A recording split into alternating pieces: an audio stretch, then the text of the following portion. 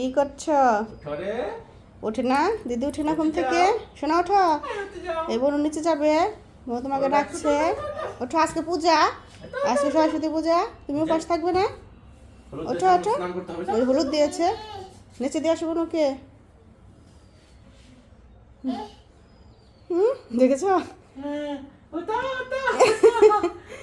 কি ভঙ্গি, পানি নিচে যাবে এই জন্য দিদিকে এরকম করছে, নিচে দিয়ে আসতে বলে। নিচে যে ঘুরবে, ঘরে থাকতে আর ভালো লাগে না। জ্বরে শরীরটা অনেক খারাপ, কালকে থেকে তো শরীরটা খারাপ, তারপরে দেখো এরকম করছে। যাও বোনকে দিয়ে আসো, বোনকে দিয়ে আসো, ওনারা তো সই ফেলছে না। যাও দিয়ে আসো, নাম যাও না, তুমি দিয়ে আসো, যাও।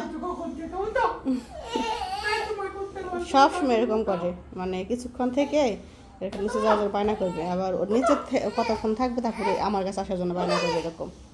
যাও কোনোকে দিয়ে আসো, যাও